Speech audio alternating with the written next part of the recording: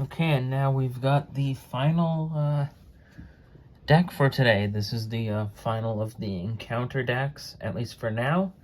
This is the newest deck coming out of set 5.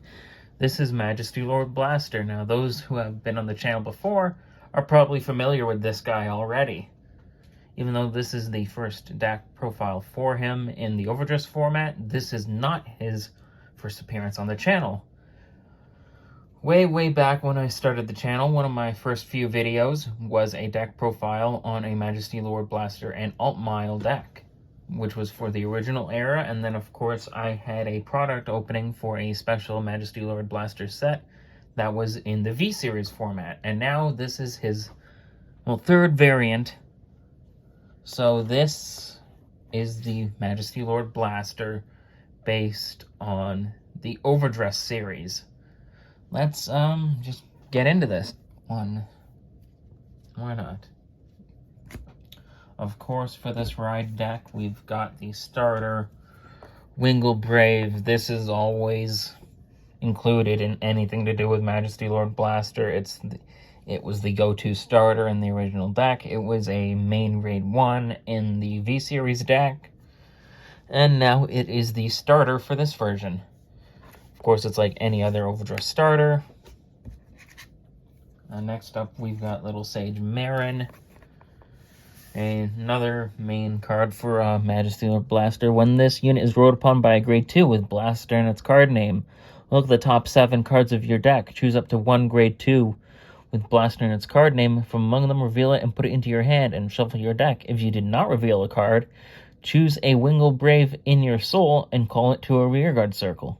Nice. And during your turn, if you have 3 or more units, this unit gets plus 2k. That won't matter, as it won't be on the rearguard.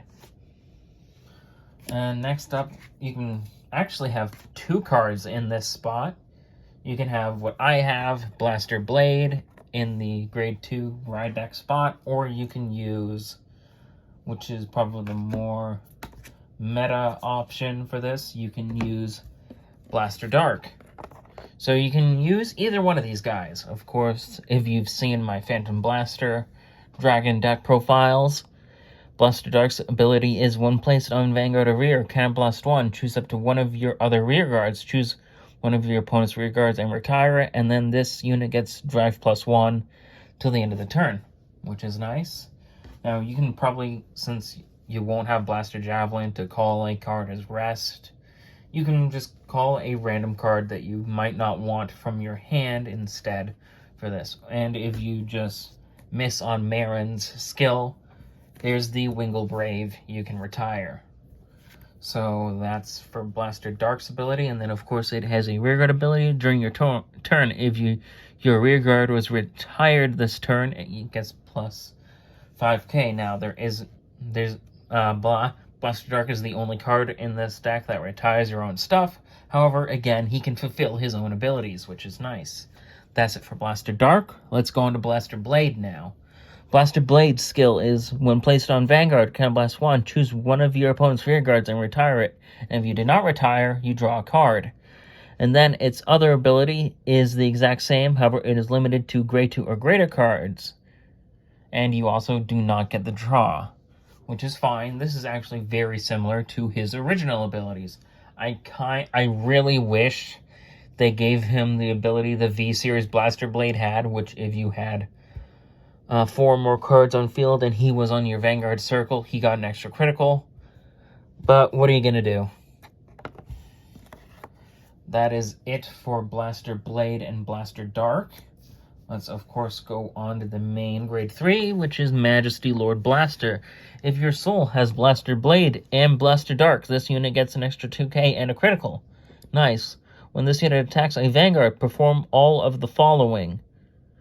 Put a Blaster Blade from your rearguard into your soul. Choose one of your opponent's rearguards and retire it. Put a Blaster Dark into your soul, and this unit gets drive +1 until the end of turn.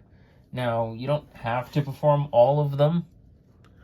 Or, well, you have to if you've got the cards on the field, unfortunately. But, whatever. That's fine.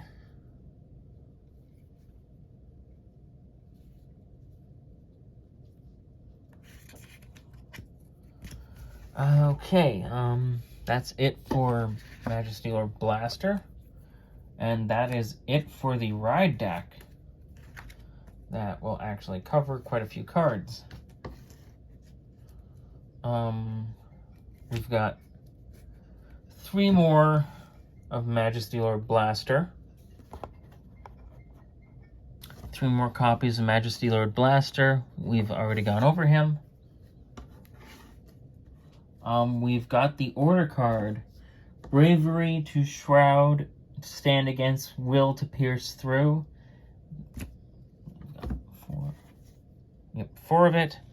Play this with Counterblast 1. If you have a Vanguard with Blaster in its card name, search your deck for up to 1 grade 2 unit with Blaster in its card name, reveal it and put it into your hand, and then you shuffle your deck.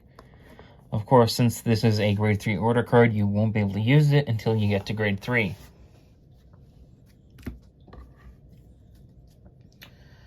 We got 3 more copies of Blaster Blade. Of course, we went through that. We got the 4 copies of Blaster Dark. We went through him, and if you swapped Blaster Dark for Blaster Blade in the ride deck, you'd have 3 Blaster Darks and 4 Blaster Blades in the main. So there's that. We've got another card, Knight of Loyalty Bedivere. This is another of one of the big Blaster Blade kind of cards. When this is placed on rearguard from hand, if your Vanguard is grade 3 or greater, Counterblast 1, Soul Blast 1, search your deck for up to 1 Knight of Friendship K, call it to a rearguard circle in the same column as this unit, and then shuffle your deck. Pretty simple. And of course we've got, right after him, Knight of Friendship K.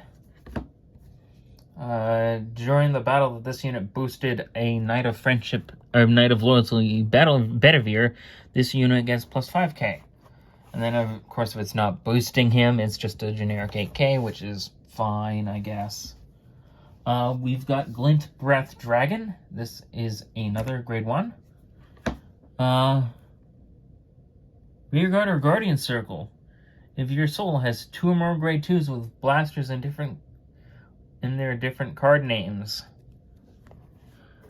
this unit gets plus 2k attack and plus 5k defense, which is nice. It is a good defensive and attacking card, and it's actually kind of similar to the Stealth Dragon from Dragonic Overlord's deck, which is pretty nice. Adds a bit of similarities to them. Of course, we've got the 4 perfect guards. The 3 non-effect crits.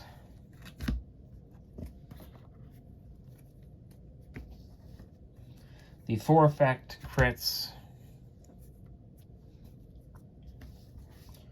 The 4 heals.